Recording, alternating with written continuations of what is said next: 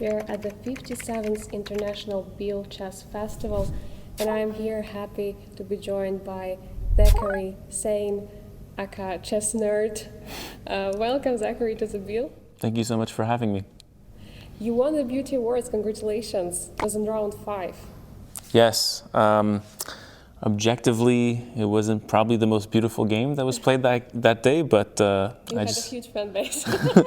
yeah, I mean, the rules are the rules, and it was a popular vote, so thank you for my dear Instagram followers who helped me win the Beauty Award. It was also a nice game. I mean, even though you're saying maybe objectively it was not the best, the most beautiful, it was still a beautiful attack. Do you mind showing us how it went in your game? Absolutely. Okay, I go e4, but my opponent tried c5 for the first time in this tournament, and I prepared all day, all night against it. And he goes with a Scandinavian, which, to be fair, he only had one game in the database, and it was a Scandinavian, and I didn't check it because it was from 3 years ago. But all to say, it's very important because I was completely surprised. I don't have like a file on the Scandinavian because you never see it. So I just, when I play against it, normally it just happens on the board and I just try to play the best moves, and white is objectively pretty much better. But you had a huge experience online. Yes, exactly. But then you play knight f6, which is a line that, yes, you see online as well, less than queen takes d5. But knight f6, I don't know anything about it. I mean, I know that you can like try to save the pawn, but then white will be compromised on the d4 square here, and that will be ultimately the weakness that will lead to the compensation for black. So I didn't want to play risky like that, so I was intending to give back the pawn. And so I play knight c3. My opponent takes. And I see this in the, sometimes the Carlsbad structures, but like let's say if you trade in the Caro-Kann, the bishop here can go to g4, and it can be very annoying if I want to develop my knight like this. And I don't want my bishop to be passive. So I tried to find a way to try to make my opponent play e6, and it worked. So I went like bishop c4 to pressure the knight, and my opponent, I think, should have played maybe c6, but then the square for the knight is taken, so I don't know. But then my opponent, yeah, I made him play e6. So yeah, I was pretty happy because like the bishop here is contained, and now I can develop my knight. So I go knight f3. Objectively, I should have taken the center, but on this d4 push, I was always scared of c5 maybe to hit my pawn. So I go just with like developing my minor pieces very quickly. And so my opponent plays bishop e7, I castle, and he castles. And now, okay, white starts the game, so I have like one move up, theoretically, and I've used that move to develop a minor piece above my opponent, right? My opponent has moved a minor piece twice. So I'm feeling pretty good here, but now the Scandinavian is an opening where white earns the center. So I'm like trying to play d4 as much as I can, as early as I can, but I never liked this c5 push, just breaking the center. Now, Immediately. Yeah, immediately. The computer then just spat in my face when I came back to my hotel room and said that after trade and takes, like this pawn is hanging. No, it's just hanging, like you can't take back. Yeah. So then it gives this. And then b4. Yeah. b4, exactly.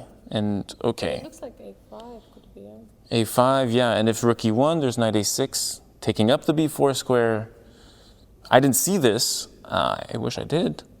But ultimately, it was more like of an instinct. I don't want to play d4 because immediately c5 can be played. So, once again, I try to get my opponent to remove this knight so I can play d4. And I do so with like a little trick beforehand. So I play rook e1. And rook e1's intent is that I'm threatening to win a pawn. So let's say, just like any move, I take on d5, take back, and then I take on d5 here. And if the queen takes, I take on e7, and I'm up a pawn. And so I knew that my opponent would see this. Obviously, a 1900 captures these tactics very quickly. And he took. I don't like this move, but this is exactly what I wanted for white, so I was very happy to take back. And now I can have this d4 with a reinforced center. I was very happy about this. So now I'm really not scared of d4 and c5 being there. So now my opponent has problems because okay, the bishop's developed, and okay, it's not that bad of a bishop yet, but once my pawn is on dark squares, it takes up a lot of these squares for the bishop, and the bishop becomes very bad. The bishop on c8, as we said earlier, is completely contained by the c6 pawn and has no medium of development yet. So my opponent goes for b6, wanting bishop b7, and this very long diagonal, and I just take the time to go. No, I go knight e5 first. So yeah, computer I think prefers this a bit lightly, but I really wanted this e5 square. There's a line in the, I don't know if you know it, there's a line in the French defense, the Rubinstein variation, and there's a line that's called the Capablanca line. It's Jose Raul's Capablanca's opening that he invented in his book Chess Fundamentals. And I think it's the only opening he invented, but it's very cool. He says that this knight completely contains these pawns aided by the bishop here. I just used that in this opening because such a good coordination of the knight and the bishop. Yeah, it's very, very nice. There's no time for f6 because I believe this is just weak when I go back. And ultimately, if you can't kick a knight and it's so far advanced up the board, it's very nice for the white pieces. This is just a beautiful attacking piece, and the knight is best in one of the central squares because it just has tentacles all over the opponent. So my opponent completes development of the bishop. But okay, the bishop is very nice, but I think it hits pretty much nothing.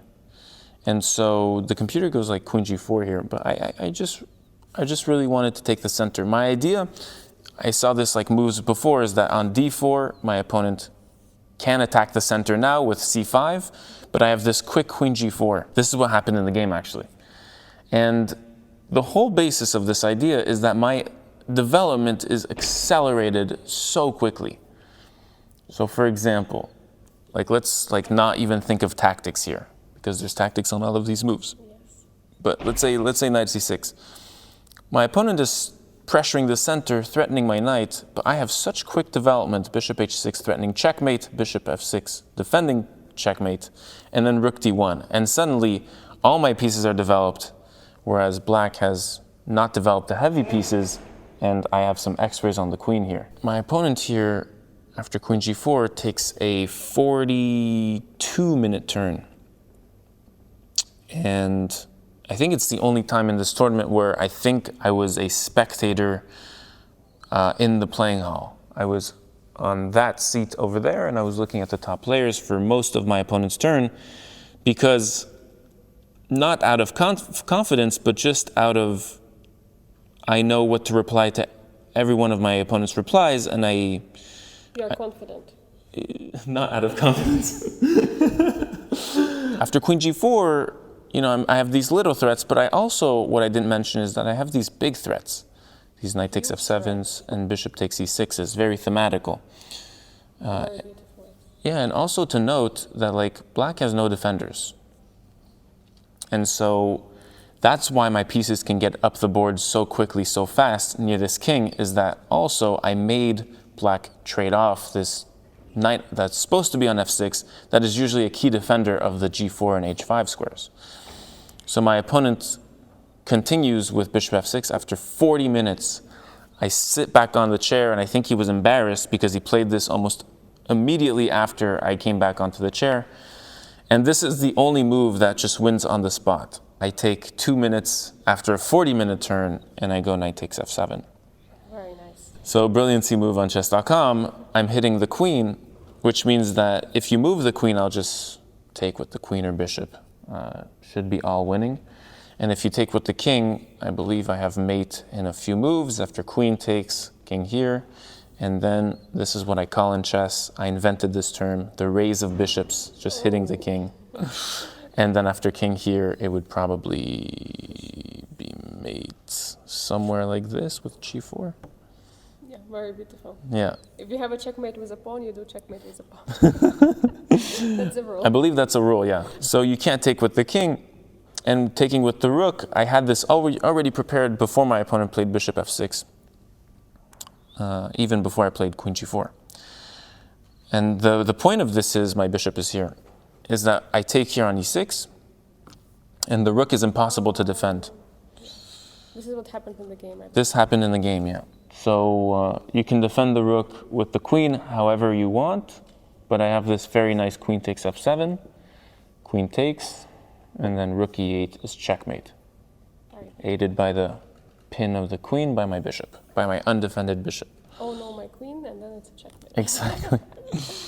So my opponent obviously sees this and goes knight d7, and now I take on f7 with check. My opponent goes here, and I have had a few miniatures in my life, not many, maybe like 3. This is like my 3rd one ever. And well, this one is a miniature because I think I found a very precise move which allowed my opponent to just give up right now. So you're up a rook and 2 pawns for a knight, and you really have to play cutting edge to force a resignation, and I feel like I played very well here. I observed that there was, in the fine words of Max Euwe, tactics require observation. I observed that there was a pin on this knight to this bishop here, and that this knight all around just has no squares that are forward. So I just played the very clean bishop b5, and the knight has no squares now. On knight b8, I have rook e8 that just checkmates. On knight f8, I take the bishop that's undefended on b7, and the knight, yeah, bishop c8, the coordination is lacking, and I have rook e8 checkmate. And so after bishop b5, my opponent realized he has no moves, and he has to forfeit another one of their pieces, and my opponent resigned. A very beautiful game. Thank you, Garry, for showing the game. How do you feel yourself here in Biel? Is it your first time participating at the Biel Chess Festival? It is, it is. I am on a journey to play the biggest tournaments in Europe this year. I've played many of the big tournaments with a lot of very talented players, and Biel is certainly one of them. And I'm very happy to be here. It's certainly the kindest tournament in terms of time control and format.